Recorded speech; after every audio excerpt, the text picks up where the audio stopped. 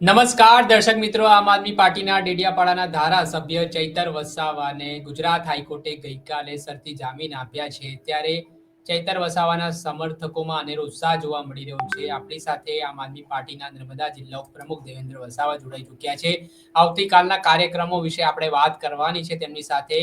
દેવેન્દ્રભાઈ, સૌપ્રથમ તો 2.5 મહિનાનો જેલ યોગ ધારાસભ્ય ચૈતર વસાવાએ પૂર્ણ કર્યો છે ને હવે તમારા લોકો વચ્ચે આવી રહ્યા છે. કેટલો ઉત્સાહનો માહોલ છે આવતીકાલને લઈને ને કેવી તૈયારીઓ છે? જી બિલકુલ. ડેડિયાપાડા અને સાગબારાના લોકલાડીલા ધારાસભ્ય આદરણીય ચૈતરભાઈ વસાવા જ્યારે નામદાર હાઈકોર્ટે જામીન આપ્યા છે, તો અમારે જે આદિવાસી પટ્ટામાં અમારા તો વિધાનસભામાં ખરા જ, પરંતુ ઉમરગામથી અંબાજી સુધી જે અમારો વિસ્તાર છે આદિવાસી બેલ્ટ, એમાં અનેરો ઉત્સાહ છે અને લોકોમાં દિવાળી જેવો માહોલ છે. અને ચૈતરભાઈ જે છૂટે છે અને લોકોનો બહુ મોટો એક તહેવાર જેવો લાગે છે કે કઈ રીતે એ ઉત્સવને ઉજવીએ, એના માટે અમારી પણ પૂરી તૈયારી છે અને આવતીકાલે 9 વાગ્યા સુધી બહાર નીકળે એવું માનીએ છીએ અમે, અને એના માટે અમને બહુ મોટો ઉત્સાહ જેવો આ માહોલ છે.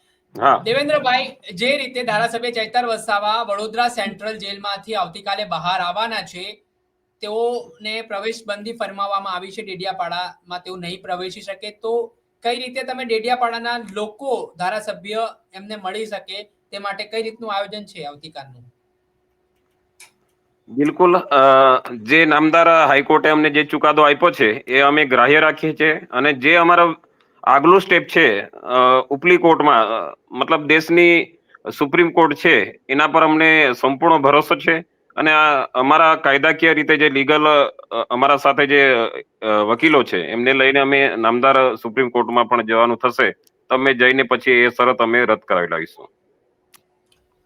બીજો પ્રશ્ન, શું કાર્યક્રમો રહેવાના છે આવતીકાલના? વડોદરા સેન્ટ્રલ જેલમાંથી ધારાસભ્ય બહાર આવ્યા, તો કઈ કઈ રીતના કાર્યક્રમો તમે કરવાના છો?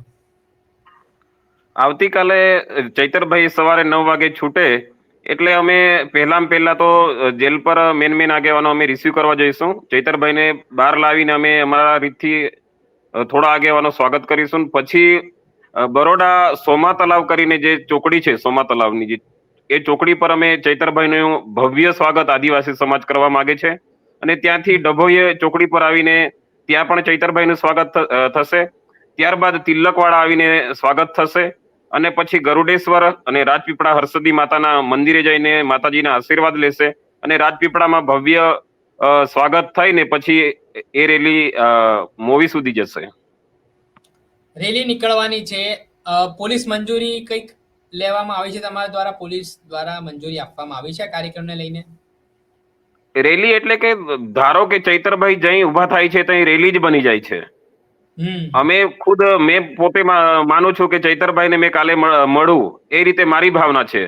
અને હજારો અત્યાર સુધીના આદિવાસી નેતાઓ બહુ બની ગયા, પરંતુ આદિવાસી નેતાઓની જે છાપ હોવી જોઈએ પોતાના સમાજના દિલમાં, એ કોઈ નેતાની છાપ નથી. ચૈતરભાઈ અત્યારે સમગ્ર આદિવાસી પટ્ટામાં લોકોના દિલમાં જગ્યા કરી છે, એટલે લાખો લોકો ઉમટી પડશે આવતીકાલે.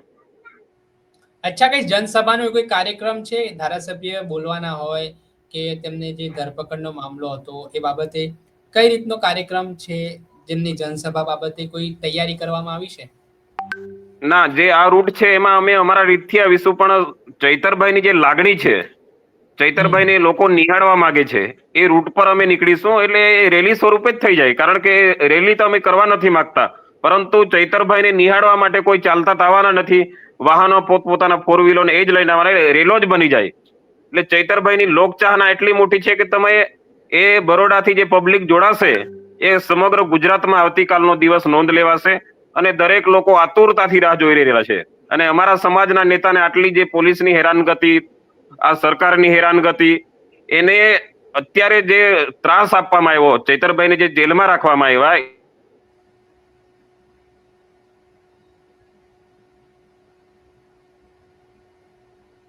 લોકો વચ્ચે આવે છે, એના માટે લોકો ચૈતરભાઈને નિહાળવા માટે જ આવવાના છે. અને પછી એ રેલી સભા નથી કરવાના, પરંતુ ચૈતરભાઈને ખાલી નજરે નિહાળીને બી આદિવાસી પ્રજા ખુશ થશે. અને ગામે જે અમે રૂટ કીધો એ પ્રમાણે અમે રૂટ પર નીકળીશું અને ભવ્ય સ્વાગત લોકો કરશે. દેવેન્દ્રભાઈ, જે 1 વર્ષ સુધી તેઓ ડેડિયાપાડામાં નહીં પ્રવેશી શકે તેવી શરતી જામીન છે, તો ડેડિયાપાડાના પ્રશ્નોનું નિરાકરણ કેવી રીતે લાવશે?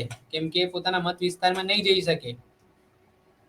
બિલકુલ, ચૈતરભાઈ હાલમાં બહાર આવી ગયા છે. હમણાં અમારે આગલું સ્ટેપ એ રહેશે કે નામદાર હાઈકોર્ટે અમને શરતી જામીન આપ્યા છે, પણ નામદાર સુપ્રીમ કોર્ટ પર અમને એટલો ભરોસો છે અને અમને અત્યારે જે જીત થયેલી છે, સત્યની જીત થયેલી છે, આ જીત થયેલી છે આદિવાસી સમાજની થયેલી છે અને અમને વિશ્વાસ છે કે નામદાર સુપ્રીમ કોર્ટ અમારી આ શરતો કાઢીને પછી ચૈતરભાઈ પ્રજા વચ્ચે આવે અને લાખો આદિવાસી લોકોની ચૈતરભાઈ પર દુઆ છે, લોકો પ્રાર્થના કરે છે. આજે પણ અમે વર્ષાબેન, શકુંતલાબેન અત્યારે ચૈતરભાઈના જામીન થયા એટલે તાત્કાલિક અમે દેવમોગરા ગયા અને માતાજીને આરાધના કરી કે આવનારી જે નેક્સ્ટ જે અમને શરતો મૂકી છે એ માતાજીની આરાધના કરી કે એ શરતો જલ્દી નીકળી જાય અને ચૈતરભાઈ આ પ્રજા વચ્ચે આવે એ રીતે અમે અમારા કુળદેવી દેવમોગરા માતાને અમે પ્રાર્થના કરીને આવ્યા અને અમારી શરતો એ નીકળીને અમને રેગ્યુલર અમારા વિસ્તારમાં વિધાનસભામાં આવીને ચૈતરભાઈ લોકોના સુખ દુઃખના પ્રસંગમાં હાજરી આપે એ રીતે અમે અમારા માતાજીને કીધું ને ચોક્કસ સત્યની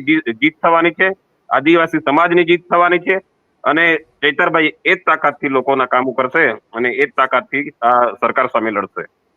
દેવેન્દ્રભાઈ, એક તરફ ચૈતર વસાવા જેલમાંથી બહાર આવી રહ્યા છે, બીજી તરફ શકુંતલા વસાવાને લઈને એક ધરપકડનો વોરંટ ઇસ્યુ થયો છે. શું મામલો છે? કઈ રીતને જોઈ રહ્યા છો તમે? શકુંતલા વસાવા સામે નોટિસ ઇસ્યુ થઈ છે ને?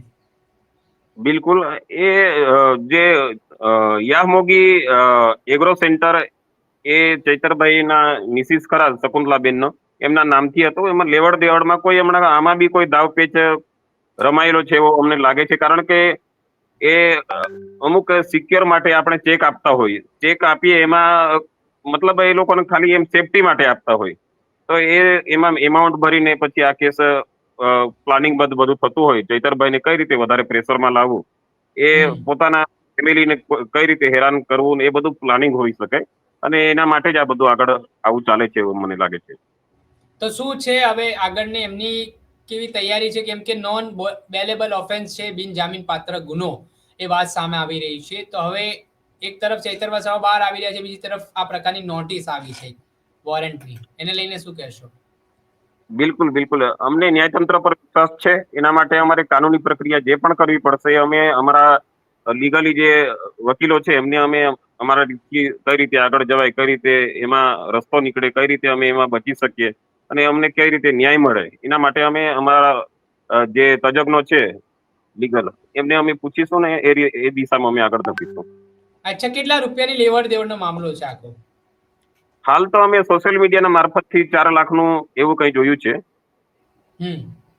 હા, ચોક્કસ હજુ એમાં અમને પૂરતી માહિતી નથી. અચ્છા, તો કોઈ પોલીસ વાળા વોરંટ આપી ગયા છે કે કોર્ટમાંથી વોરંટ આવ્યું છે? કઈ રીતનું છે? હમણાં